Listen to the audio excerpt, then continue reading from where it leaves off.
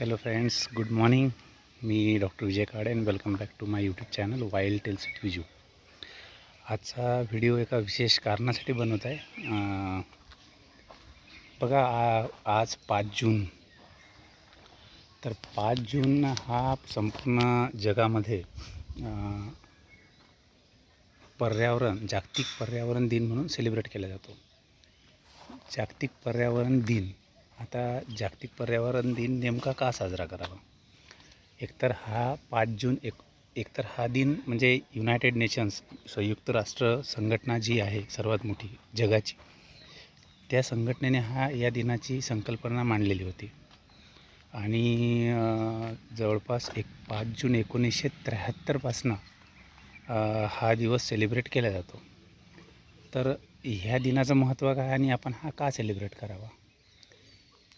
या दिनाचं महत्त्व असं की आपण ज्या पृथ्वीवरती राहतो, ज्या पर्यावरणात आपण राहतो, त्या पर्यावरणाशी आपलंही काही देणं लागते.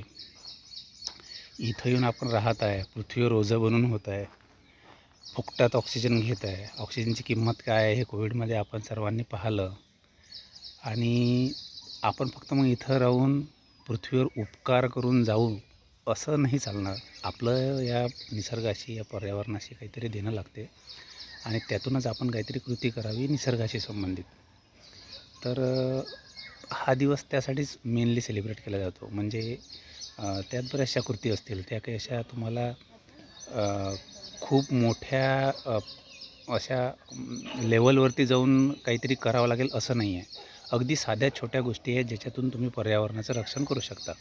त्यातला सगळ्यात महत्त्वाचं म्हणजे किमान एक तरी झाड लावा पावसाळ्यात.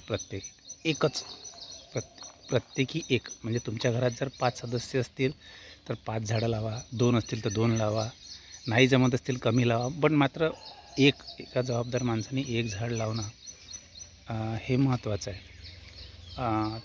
त्यानंतर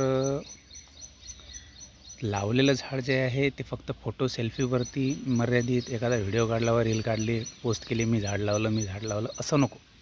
ते झाड लावून त्याला थोडंसं तुम्ही जपा. म्हणजे अगदी पोटच्या लेकराची जशी तुम्ही काळजी घेता तशी त्या झाडाची काळजी घ्या. 2-3 वर्ष घ्या हो. थोडंसं पाणी घाला, थोडंसं त्याला जपा. नंतर निसर्गच करतो त्याला जे काही करायचं आहे. तुम्हाला त्या झाडाला काहीही करायचं काम नाही. आयुष्यभर ते झाडच तुम्हाला देईल, आयुष्यभर जे काही द्यायचं आहे ते. तर जागतिक पर्यावरण दिवस 4-5 पॉईंट आहेत महत्त्वाचे. एक तर झाडं लावा, वृक्ष लागवड मोहीम करा, त्या सहभागी व्हा. आपल्या मित्रांना, परिवाराला, आपल्या जवळच्या यांना सगळ्यांना त्याबद्दल जागरूक करा. दुसरं, प्लास्टिकचा कमीत कमी वापर करा. बाहेर निघताना सहज आपण एक पिशवी घेऊन जाऊ शकतो.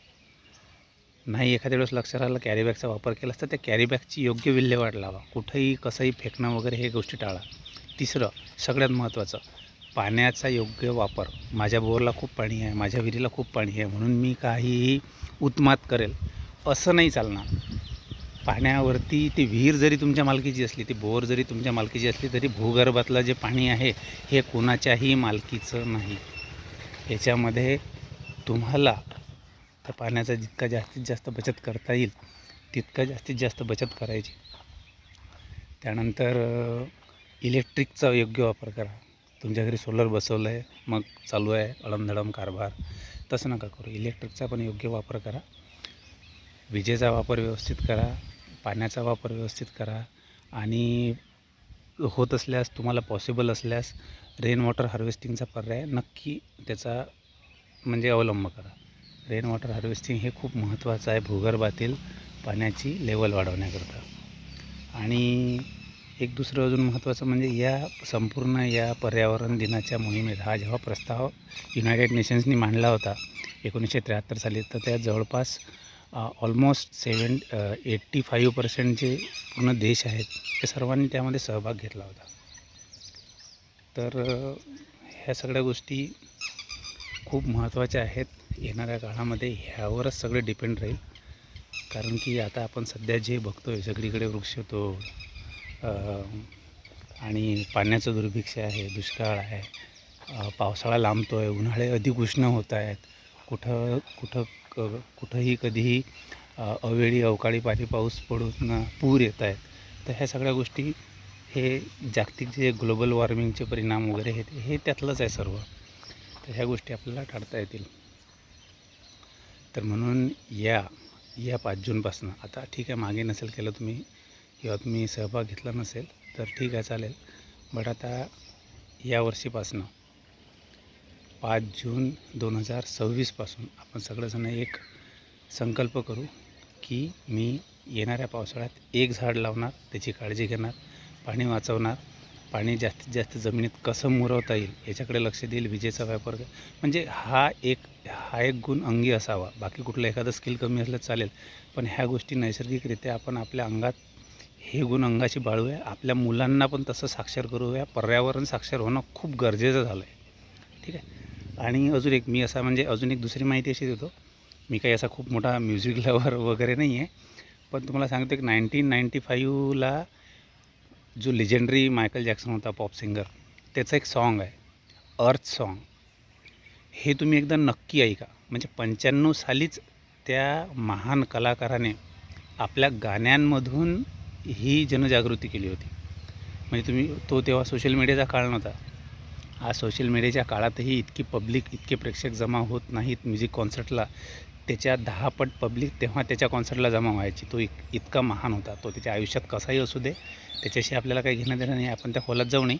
बट मायकल जॅक्सननी ही 1995मध्येच ही गोष्ट सांगितली होती की आपण आपल्या किती विनाशाकडे धावतो आहे, चालत नाही आहे, धावतो आहे.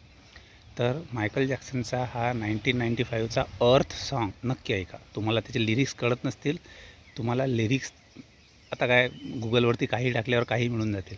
त्याचे लिरिक्स ऐका, त्याचे लिरिक्स वाचा, समजून घ्या. खूप महत्त्वाचं आहे. आणि आपण असंच आपल्या पृथ्वीची काळजी घेऊ, वसुंधरेची काळजी घेऊ, पर्यावरणाची काळजी घेऊ. त्यातूनच आपल्याला म्हणजे जे काही आपल्याजवळ उपलब्ध असतील, अगदी साधी छोटी काटक झाडे ज्याला मेंटेनन्स कमी आहे, अशी झाडे या 5 जूनला लावून त्यांचं रक्षण करू. ठीक आहे. जर निसर्ग राहिला तरच आपण राहू. So stay tune. माझ्या चॅनलला लाईक करा, सबस्क्राईब करा, कमेंट करा. तोपर्यंत जय पर्यावरण.